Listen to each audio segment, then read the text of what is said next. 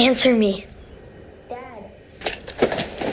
Yeah? If Fromville is a death trap, it's the worst death trap ever designed. Think about it. The entity behind this place has the power to create monsters, manipulate time, generate entire pocket dimensions, reincarnate souls across centuries, and reshape reality. It could kill every resident the moment they arrive. One night, no talismans, no rules, just open the door and let the creatures flood in. But it doesn't. Instead, it gives the residents 12 talismans that actually work. It provides houses with functioning locks. It allows Boyd Stevens to distribute protections that keep people alive night after night. It lets Julie Matthews develop the ability to storywalk. It lets Jade Herrera recover memories spanning centuries. It lets Tabitha Matthews literally escape the town and come back. What kind of trap hands its prisoners tools? A trap doesn't. A classroom does. A training ground does. A forge does. A forge applies heat, not to destroy the metal, but to shape it. Too much heat and the metal melts. Too little and it stays brittle. The forge needs exactly the right amount of pressure, sustained over exactly the right amount of time, to produce something strong enough to survive. That's Fromville. The monsters aren't there to kill everyone. The cycles aren't there to punish anyone.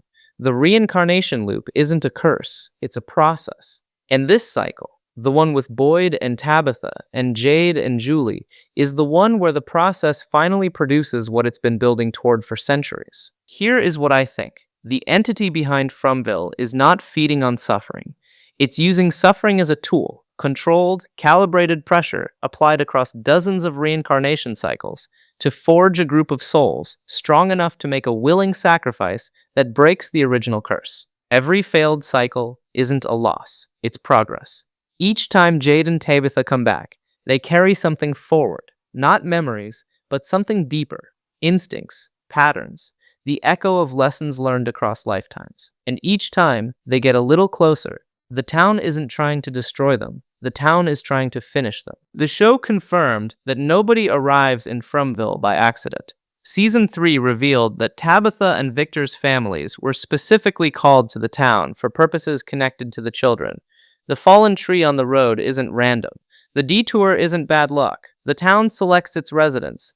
Boyd Stevens, a military veteran with the leadership instincts to hold a community together under impossible conditions.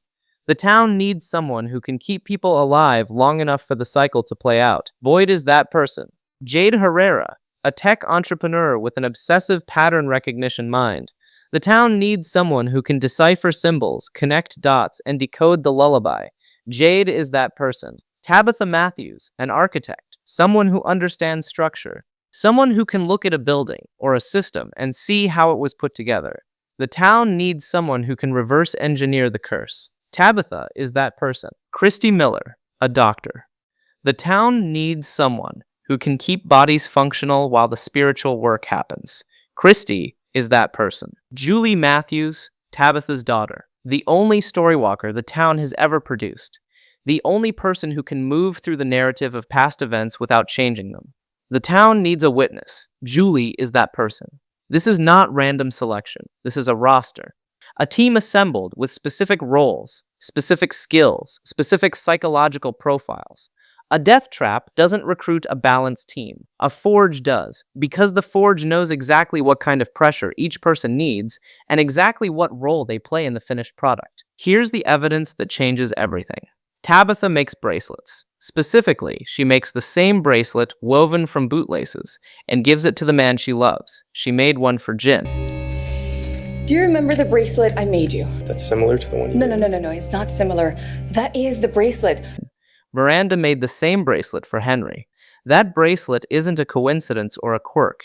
It's muscle memory, surviving reincarnation. Something inside Tabitha, something deeper than conscious memory, carries a pattern forward from one life to the next. She doesn't remember why she makes it. She just makes it. Every time. The same way, the same materials, the same gesture of love. If a simple bracelet can survive reincarnation, what else carries forward? Consider the progression the show has actually laid out. The original parents, Jade and Tabitha's first forms, tried to stop the sacrifice and failed completely. They couldn't prevent it. They couldn't save their daughter. They had no tools, no understanding, no allies. Christopher and Miranda, the next confirmed cycle, got further. Christopher received a direct message from the boy in white. The answers to the end are in the beginning. He learned the truth about the children. He understood the price. He broke under the weight of it and went mad. But he reached the truth. That's further than the originals got. Miranda went further still. She made it to the bottle tree. She understood she needed to save the children. She was killed before she could act.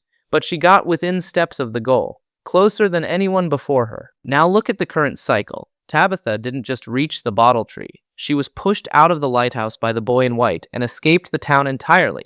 She went to the outside world. She came back with knowledge no previous version of herself ever had. She remembers her past lives. She knows she's a reincarnation. Jade took mushrooms and saw his entire reincarnation history in a single vision. He watched himself die in every past life. He retained the knowledge. He didn't go mad like Christopher. He's shaken, he's terrified, but he's standing. He's functional. He's still thinking. Julie can storywalk, an ability that has never existed in any previous cycle. No past version of any character could move through the story's timeline. Julie is the first. She's a new tool the Forge has never produced before. Do you see the pattern? Each cycle gets further. More knowledge, more abilities, more resilience. The Forge is working. The metal is getting stronger. The boy in white told Victor something that sounds cryptic until you hear it through this framework. He said that he tried to help Christopher directly, told him the truth, and it didn't work. Christopher couldn't handle it. So the boy in white changed strategy. He told Victor that they need to learn for themselves, because that is the only way they will understand. That's not a riddle. That's pedagogy. That's a teacher adjusting his method after a student failed. If the boy in white just wanted people to know the truth, he could tell them. He's supernatural. He can appear anywhere. He could hand every resident the full history of the town on day one. But he doesn't, because knowing isn't enough. Understanding is what matters. And understanding only comes through experience. He tried the shortcut with Christopher. It produced madness. So now he applies the slow method. He drops hints. He guides. He pushes Tabitha out of a lighthouse so she can see the outside world and come back changed. He protects Victor for decades so that someone carries the town's memory between cycles. He lets Julie discover storywalking on her own, so she owns the ability instead of having it handed to her. Every move the boy in white makes is calibrated, not to save people, to develop them.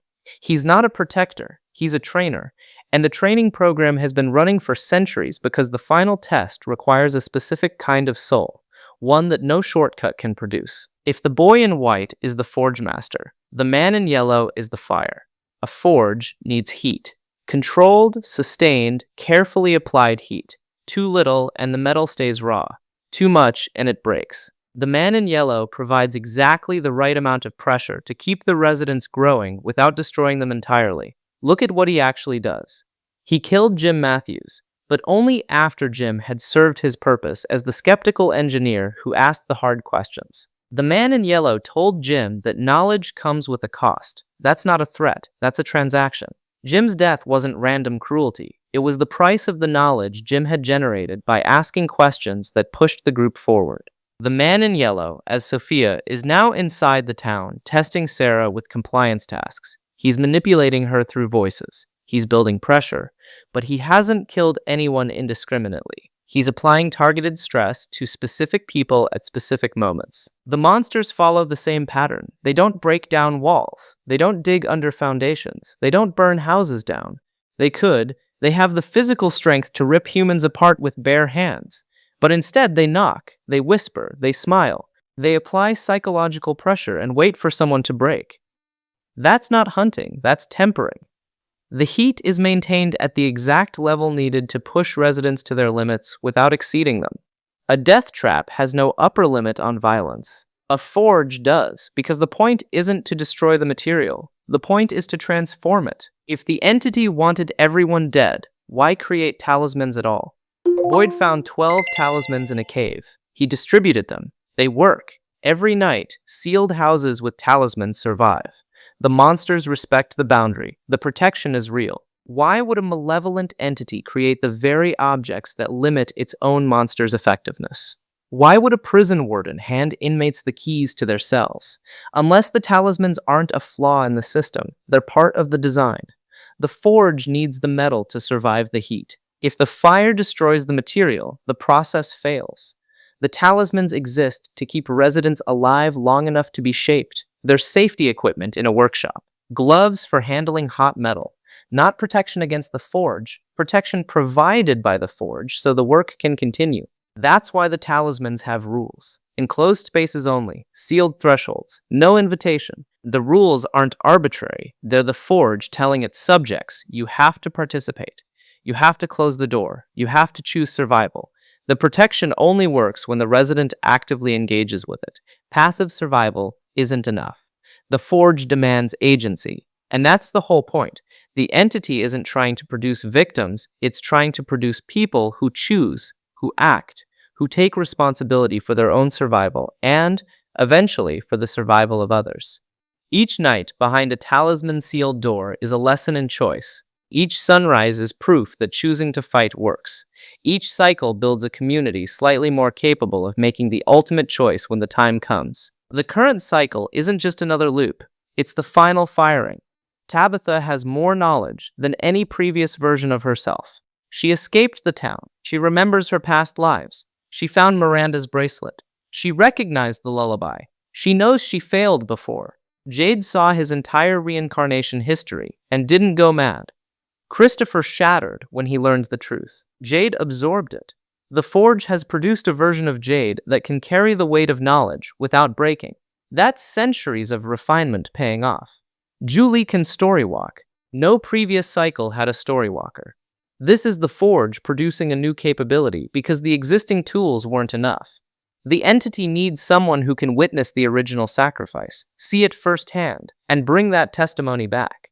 Julie is that tool. Boyd is holding the town together under impossible pressure. Martin's worms nearly broke him. Martin cut Boyd and transferred the parasitic blood infection while Boyd was trying to save him. Boyd didn't ask for the worms. He got them because he refused to leave a man behind. The forge rewarded his compassion with agony, and he survived it. He transferred the worms to Smiley when Ellis needed a blood transfusion for Fatima because Boyd refused to risk passing the infection to his own son. He found a way to turn the curse into a weapon. That's adaptation. That's a soul being tempered. The man in yellow as Sophia is applying the final layer of heat. He's inside the community now, testing trust, testing bonds, testing whether this group can hold together under infiltration. Every previous cycle, the group fractured.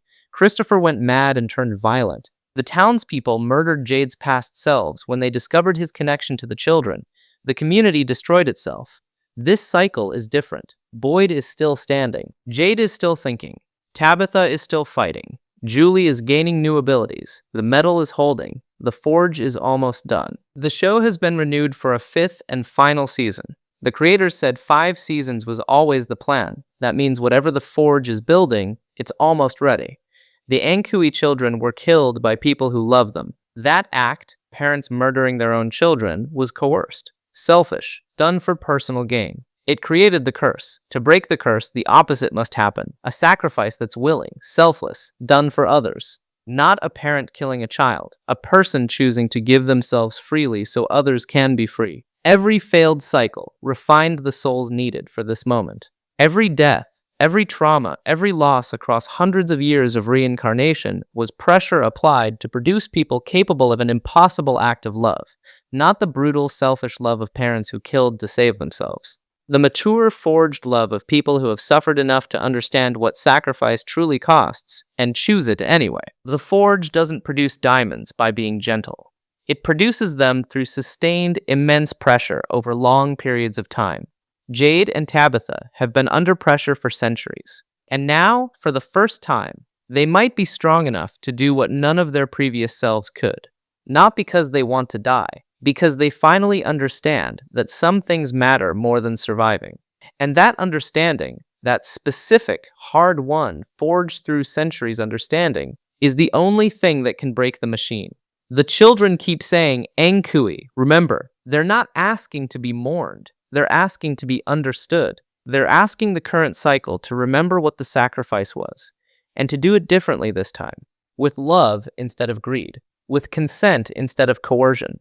The forge has been building toward one moment, one choice, made by souls strong enough to make it. And after 4 seasons and centuries of cycles, I think we're finally watching the moment arrive. Fromville looks like hell. It smells like hell. People die in it every night. Every instinct says this place is evil.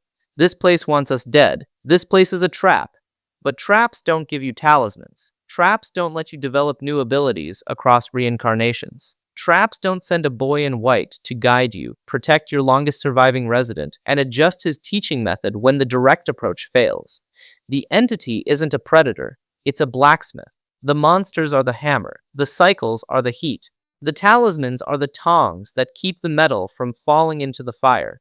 And Jade, Tabitha, Boyd, Julie, Victor, they're the blade being shaped. 4 seasons, centuries of loops, dozens of failed cycles. All of it leading to one moment when someone finally says, I understand the cost, and I choose to pay it, not because the forge forced them, because the forge made them strong enough to choose freely. That's the difference between a prison and a forge. A prison holds you, a forge makes you. And when the blade is finished, when it's finally strong enough, the fire goes out, the hammer stops, the forge door opens, and the blade walks free.